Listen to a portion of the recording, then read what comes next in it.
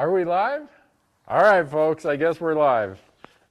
Thanks for tuning in to another episode of Elk Talk Live Q&A brought to you by Bowtech.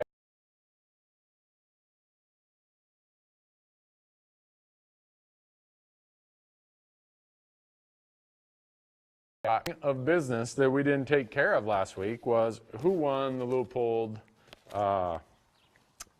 bino harness. And Scott McWilliams, you sent me an email.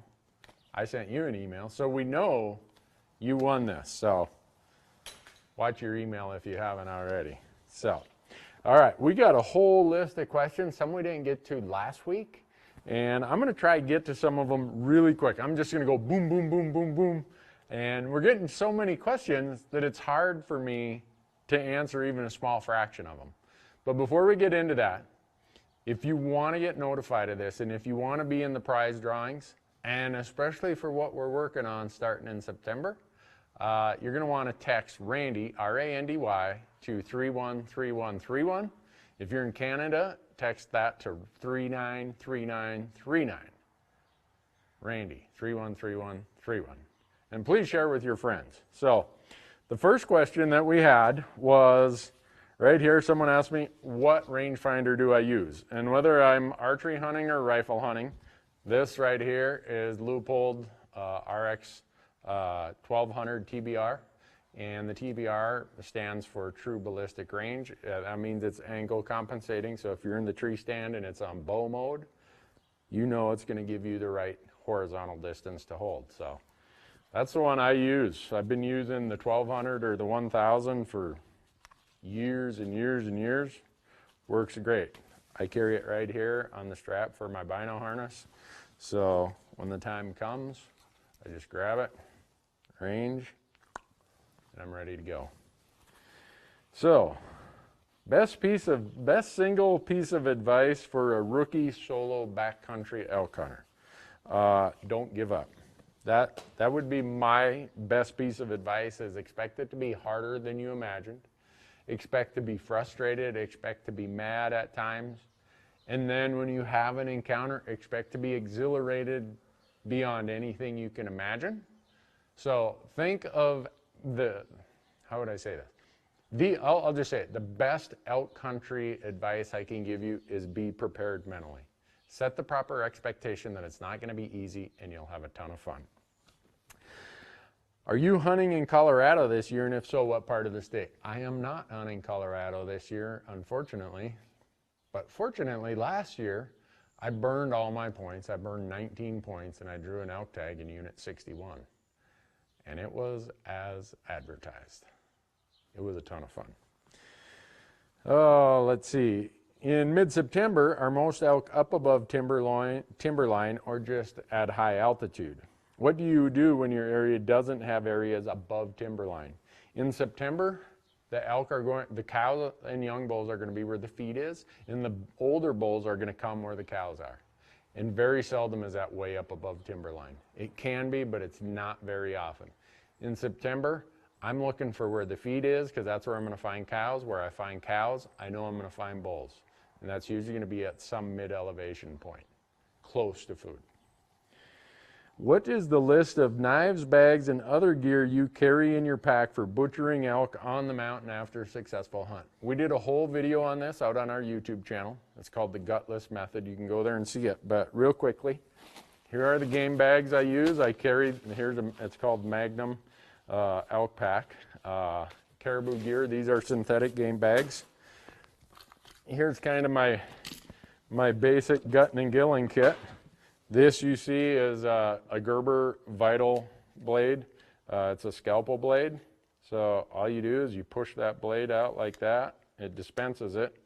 Your bad one, your dull one, or broken one goes in there. And this has the handiest little blade attachment. Go like that. And there you go. You want to take it off, you just push that button, and you're done. So that's what I carry. I don't know if I'm supposed to even say this, but here's the big game version of the same thing. What does it say on there? Ooh, promo sample. other words, those of us on the promo staff got these, but I know they're out on the shelf now. So this is the bigger version of this. And again, it comes with the replaceable blades right here. Comes in a pouch. And if I have to, I have taken care of elk on the mountain with nothing more than this. But now that I've got the new bigger version, I'm going to be using that this year. And a lot of times, if weight isn't a super big issue, I like to have a really stiff blade where I can get in, and if I got a torque on something, I can do it without a problem. And this Gator Premium here, this is the folding one. They make a straight knife. They make one with a gut hook. That's really what's in my pack. And always latex or rubber gloves. Never do any carving in the field without that. All right. Oh, tight spot quivers. How do you adjust your tight spot quiver? So here you'll see on this is the new Rain 7. The tight spot quiver has this attachment. It's pretty universal, and it goes right in there like that. And I have a mark for where I have mine. I always have mine right flush here. If you want it in further and you've got the clearance between your vanes and your cables, you can go way in, but I like to keep mine right on the outside, and then you just cinch it down. Some people will cant theirs forward just because they want to use a smaller, oh, I'm spacing out there. Stabilizer. Can you tell I've been on the road a long time? This stabilizer here is pretty wore out. I think I need to get a new one pretty soon. Anyhow, that's how this tight spot quiver fits. And the beauty of it is the arrows go in here so tight, you're not going to get any rattle, any noise, nothing. So you got to really reef on that thing to move it. So someone asked me how I adjust mine. Right here is the adjustment. If you want to cant it forward, you just move one of these here adjustment screws and it'll tilt forward. It'll do whatever you need it to do. So, and a lot of people ask me, do I like to shoot with my quiver on or quiver off? My preference is I'd rather take the quiver off and shoot, but usually you don't have that opportunity. So I practice a lot with my quiver on, exactly to the position I expect it to be when I'm hunting, and have it flush, cinch it down, and there you go. So, all right. Those were questions that got asked before we got on today. So last week you heard how it was just me and Michael, one camera. And it was very distracting to try to read all of these questions when I'm also supposed to be answering them. So Michael, you got anything yet? Yeah, I got one. All right. On a week-long elk hunt, how often do you change your outer layer for cleanliness versus your base layers? All right, and there we go again. I just signed in. You heard that echo? How long do I change my what? How long do I go? He's wondering Week-long elk hunt. Yeah. How often would you change your outer layers for cleanliness as opposed to your base layers? I will go a whole week with the same outer layer. But if I go for a week with the same base layer, no one wants to stand near me, at least as active as we are when we're hunting. So I usually bring 2 sets of base layers, and I'll change them as often as I need to. I use merino because merino is really good at inhibiting bacteria growth, which causes odor. And I will take 1 set off once it gets to where it needs changed.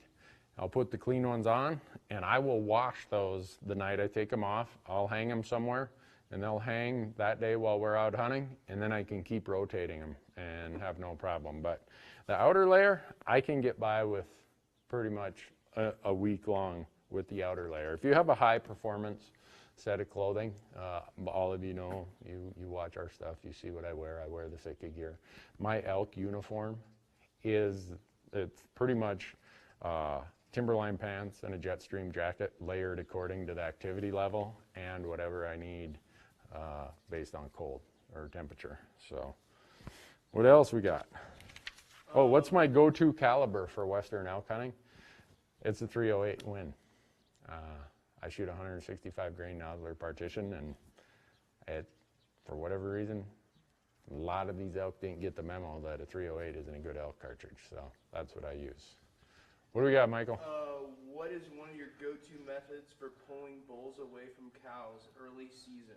September 1st through 15th. That is hard. What is the go-to method for pulling bulls away from cows in the early rut? Part of the question is phrased a little bit differently because very often the mature bulls aren't quite with the cows yet. So a lot of times you're not pulling them away from large herds. You're encountering them and they're trying to build their harems. So I don't really have what I'd call a way to pull them away. I just go after them where they are. That time of year they're going to be moving a lot. They're going to be looking for cows. And if you're listening closely, you'll be able to hear them. You'll get in on them. And that's an earlier time of the year. Sometimes cow calls can be more effective than in the peak part of the rut for the larger bulls. So what else we got? Oh, here's one that was from last week. What was your shortest range big game kill and a little bit of the story? If you go out to our YouTube channel, you'll see this was my shortest range big game kill. It's a New Mexico archery bull back when Bowtech was making the Destroyer model. I think that was a Destroyer 350.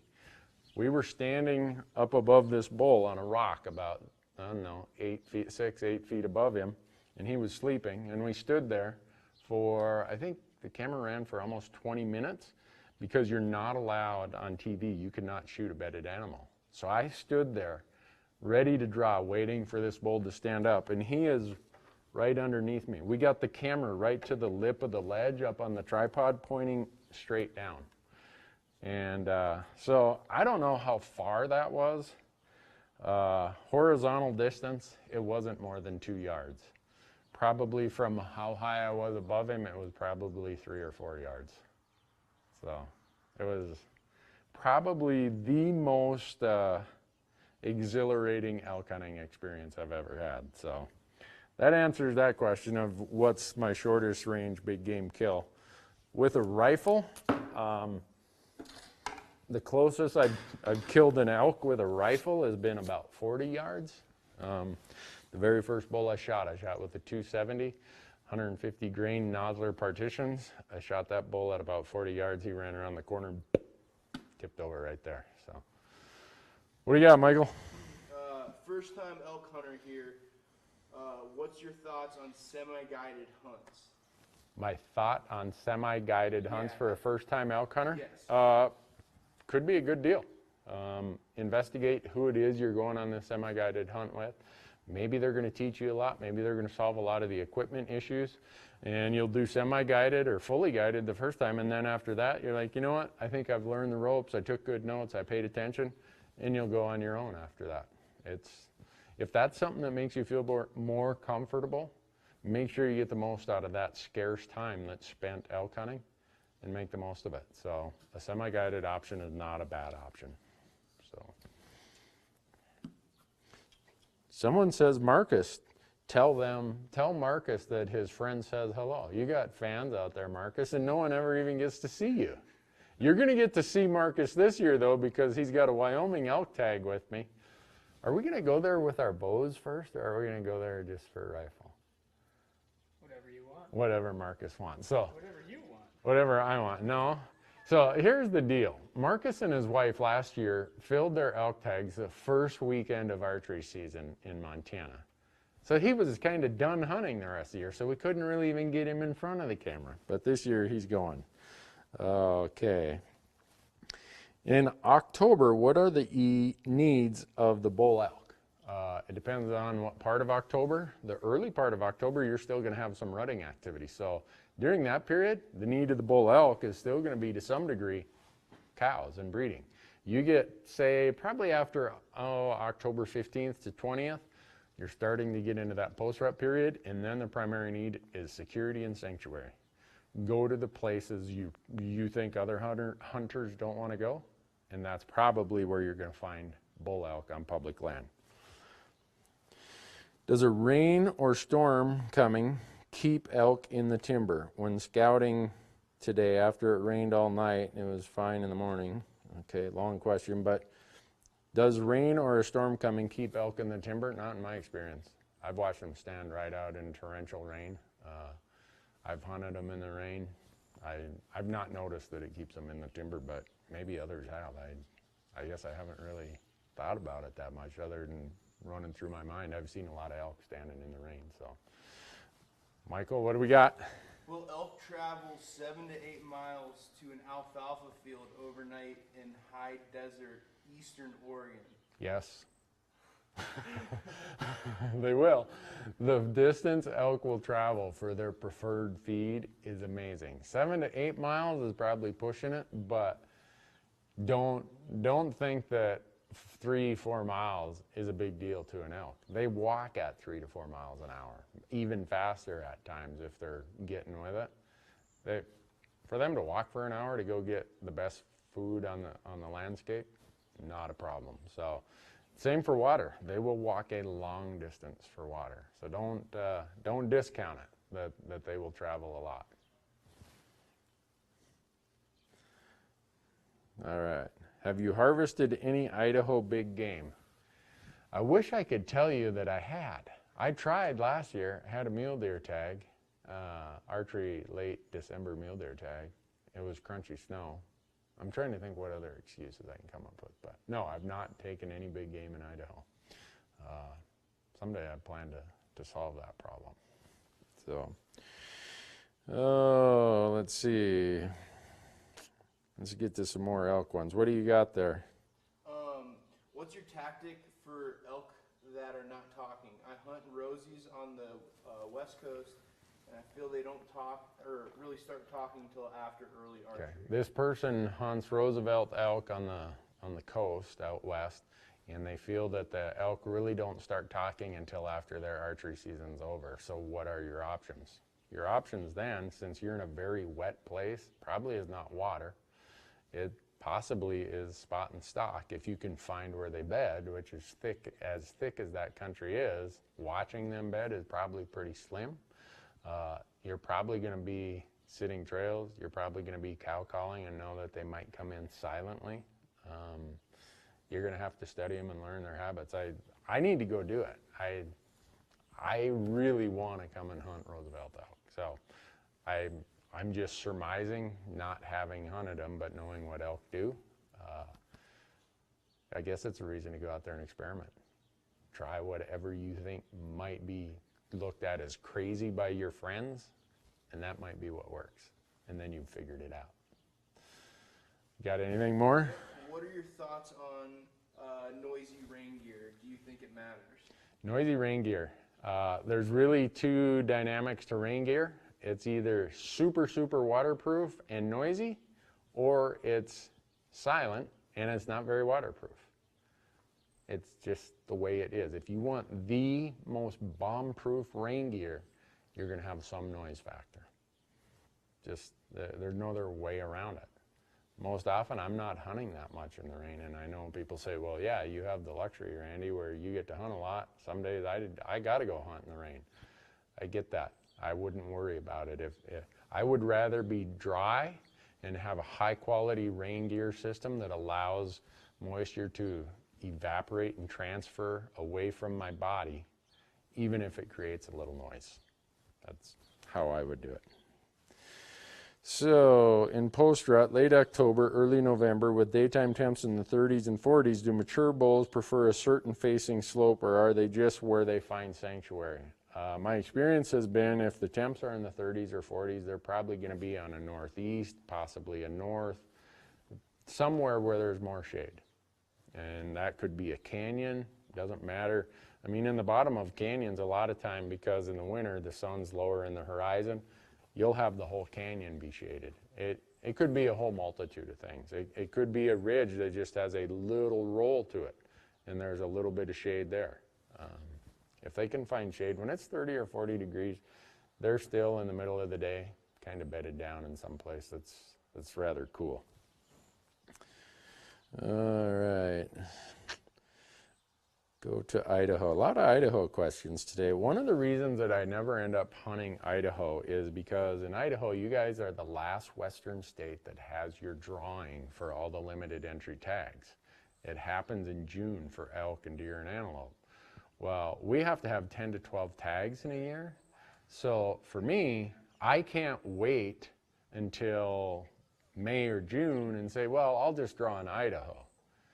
So usually we've already drawn most of the tags we need for the year by the time the Idaho draw comes along. So in Idaho, I say, you know what, I'm going to apply for the most ridiculous hard to draw tag there is because I've already got enough. And if I draw, yeah, I'll drop one of these other hunts, but I'm not going to drop a limited entry hunt somewhere else to go hunt a general tag in Idaho. So hopefully that explains why we seldom make it to Idaho. I know some may say, well, that's kind of a cop-out, but that's kind of how it is. So anyhow, we've got a lot of people following today. Holy cow. And a lot of really good questions. If you want to be in the drawings and you want to be notified, again, text Randy, R-A-N-D-Y, to 313131, in Canada 393939, and be sharing these with your friends, because the more you share them, the better it is for us.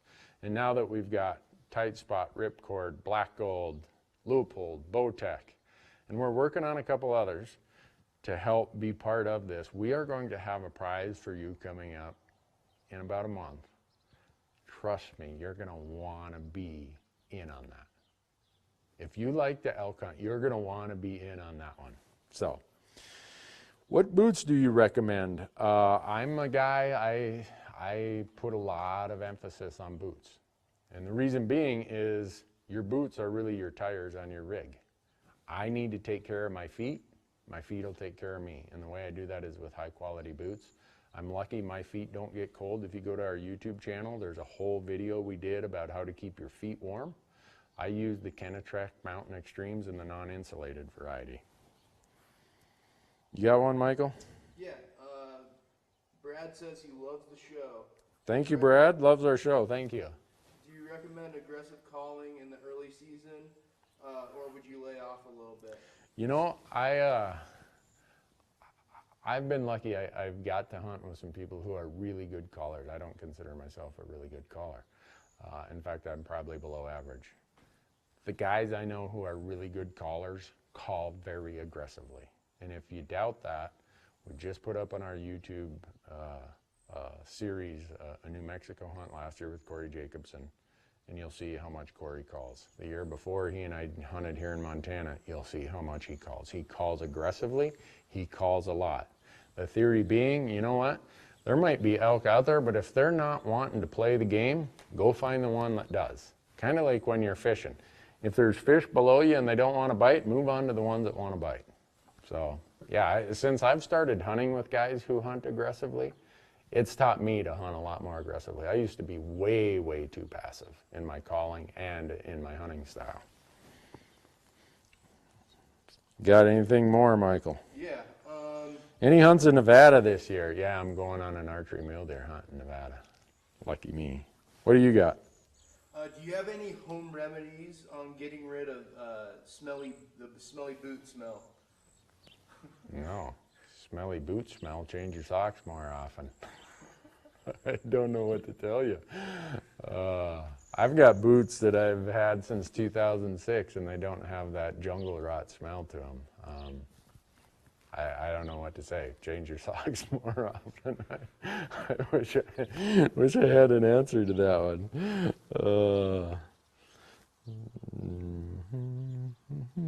Let's see, what else we got? You got to keep reading these off, Michael. Any over-the-counter antelope for a non-resident? Let me think. I think you can do archery over-the-counter antelope in Colorado and Idaho as a non-resident. So grab your bow and head to those states. I think those would be your only options. There's a bunch of leftover tags in eastern Wyoming right now, and northeast Wyoming for antelope. What do you got? I'm going on a backcountry elk hunt this year. What personal style tent do you use? I use Newberg tents. Stay right here.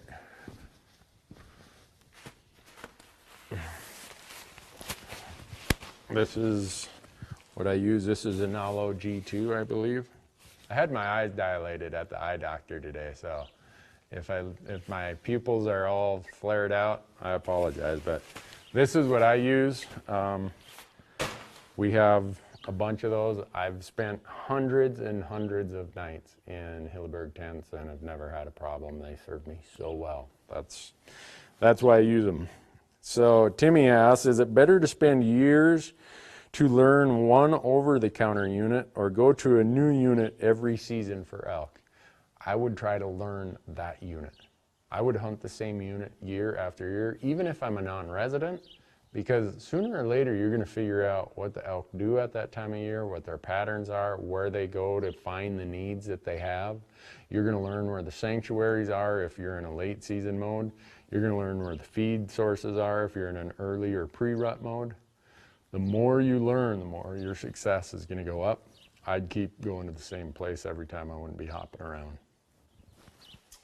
New hunter here. How do I get the meat home safely? How do you get the meat home safely? Well, I'm going to make it, this is a real abbreviated version. You're going to get it off the animal. You're going to get it hanging in the shade with the wind blowing on it. You're going to let it hang overnight in the mountains. It's going to cool off so that your meat temperature gets as cool as it is at night. And then you're going to put it in coolers, either bone, if you're going with coolers, you're going to do it, you're going to have it boned. And so you put the cooler, or put the meat in the cooler on the bottom with your ice, either block ice, frozen milk jugs like I use, or possibly dry ice on top. Because remember, cold air drops, hot air rises. So you want that cold air working its way down into the cooler. If you put the ice on the bottom and then you put meat on the top of that ice, the meat that's right at the top of your cooler runs a chance of spoiling. So that's how we do it. That's how we take care of it. Let's see. In my experience, do older, more mature bulls come into rut sooner than young bulls, or do they resist their elevated testosterone until they are near a cow? My experience is the younger bulls get serious way earlier than the older bulls. The older bulls let the young bulls come, round up all the cows, do all the hard work, fight and argue, and then they come strolling in there. Thanks for all the hard work, boys, but I'll take over from here.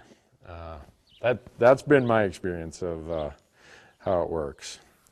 Not really a question, but I love my Bowtech Rain 6. How do you like the Rain 7 compared to other bows you shoot? I love it. I have mine set on the comfort setting, and I have it set at 62 pounds. I shoot a very heavy arrow, and it's really, really good. I can assure you it's better than I am, but I can say that about all of my equipment. I have never seen you use lighted nocks. They are now legal in Montana, and I don't see as well as I used to. Do you have any thoughts about lighted nocks? It's a controversial topic. I'm with whatever that state decides to do. If they allow them, knock yourself out. If they don't, oh well. Kind of like fixed versus expandable mechanical broadheads. Idaho does not allow anything other than fixed blade broadheads. That's up to them. If I want to hunt there, I guess I got to go by what rules they have. And for elk, I am a fixed blade person. You guys have heard me say that many times. So, what do you got, Michael? Have you noticed a change in elk behavior with changes in moon phase? I've not. I think we kind of touched on that last week. I at least not as far as, oh, the rut gets deferred or delayed or accelerated or anything. What I have found is if it's warm and it's full moon, they have a tendency to spend more of their time out at night. And so it's harder for us to call them. They're bedded more. If it's a new moon phase and it's cooler, they'll rut all day long. So I think people, again, when I say I think, that means this is my opinion. I don't know it for a fact. My opinion is based on my observation. My observation is for elk, it doesn't really matter. Go hunt. Regardless of what the moon phase is, go hunting. So, what do I look for in a limited entry draw area before I apply? I look for something that has a good age class. In other words, I like to go hunting. So I'm not applying for a unit where your odds are 1%. I want some place where I have a reasonable chance to draw and a place that has a reasonable amount of bull to cow ratios. I'll look at the harvest rates, I'll look at the public-private ownership. If the units that have mostly all public land, they're harder to draw. Some of the units that have a bit of an access challenge, I'm really good at navigating that. You give me that, you give me my app for my onX maps on my phone or in my GPS, I'll find a way to get to those elk. So I'm looking for units that are easier to draw, probably have a bit of an access challenge, but I know I'm gonna get to go hunting more often. So, Michael, what do you got? For someone new, and I think they mean new to calling, which cow calls do you recommend? For me, I mean right here, Rocky Mountain Hunting Calls, I use their calls. I've found that they are the best calls I've found for me. These are the diaphragm calls. Some people say they have a gag reflex, so then you go to an open reed call. Some people will use the push calls. Whatever works for you, just practice, practice, practice. I'd like to say I'm a good caller, but I'm really not. I am so busy, I don't get time to practice as much as I'd like. And a lot of times, some of the really good callers I know say it's not so much how much you can imitate an elk, as it is you know what to say or how to put that emotion and when to say it that will get that response from the elk. So, all right. A lot of people asking about mule deer questions today. I'm not the mule deer expert. This is not mule deer talk. I mean, I've shot my share of them, but I'm not that great at it. So, what's the most frustrating thing about hunting to me? I don't know that it's, I mean, there's that moment of frustration, but when measured by its whole start to finish over the course of 3 days or 5 days or whatever it is, I don't know that I've ever been really frustrated. Yeah, I'll get frustrated. Oh, someone came in and messed up my setup, or I did something really stupid. I know better than that. Those are frustrating times. Sometimes the conditions are really hard, and I know it's frustrating, but I know it's frustrating for everybody else. It's not like it's 90 degrees only for me. It's 90 degrees for every hunter who's out there. I know that the other hunting pressure doesn't only apply to me. It applies to every hunter out there. So you can get frustrated about it, but I wouldn't let frustration drive how you hunt. Just go and do it. Have the mindset that, you know what, I could be at work today. I could be dealing with some health issue that keeps me from hunting. There's this whole multitude of reasons why you should feel happy and lucky that you're out elk hunting today. So, all right, what's that signal? Marcus has given me some signals here. Been 33 minutes. Oh, we've been 33. Getting low. Batteries are getting low, folks. I don't know though. It went for a while last time, right? Did it? All right. Best game bags. I showed them to you earlier. It's the Caribou game bags. They're synthetic. Last week we had someone ask about using the cotton game bags. You got anything more over there, Michael? This is kind of a general one. I'll be hunting solo this year. What do you suggest for a plan of attack? So, Well, that'd be hard. If you're calling, I'd be more silent than I would be vocal. If you're rifle hunting and you're solo, plan on hiking a lot of miles. Plan on doing all the glassing yourself and a whole lot of work if you luck out and you find one. I used to hunt solo a lot. Anymore, I like to hunt with somebody. I think if you talk to any of the really good elk callers in archery season, your odds of success go way up if you've got a partner where you can set one guy out in front and the other guy can just call and kind of lead the elk past the guy who's set up. So, what would you say is the biggest mistake an eastern hunter makes on their first western elk hunt? I would say that they worry too much about noise, and they are intimidated by how large and vast the landscape is. Those are probably the two things that eastern folks struggle with. When you see an elk or you hear an elk, get there. When elk go through the woods, they're busting limbs. I mean, it sounds like a herd of cattle coming. So if you make a little bit of noise in your hurry to get there and cut them off or to get in them, usually it's not going to be a big issue. And the other part of it is, when you look at that landscape, it looks really vast, it looks real desolate. Mentally look at it and say, okay, it's not all the same. Break it down into smaller pieces and you'll be able to get over that issue. Is this last one, second to last one? How are we doing? Let's do one more. All right, before we do that one though, we got to thank Bowtech. We got to thank Leupold, Tight Spot, Ripcord, and Black Gold. They are the ones who let us bring this to you every Wednesday night for free. And we are going to have some really cool stuff where it's going to be better than free. Can anything be better than free? It's going to get better than free, folks. Randy, text Randy, R-A-N-D-Y, to 313131, and you're going to find out. So let's see. You tell it to me, and I'll decide if it's the last one. All right. How do you sight in your rifles for elk hunting with your Leupold scopes? I use the CDS system, custom dial system that Leupold has. And what it is you send them all your load data. Okay, I use a 308. It's a 165 grain nodular partition. When my chronograph reads it, it says it's 2,800 feet per second.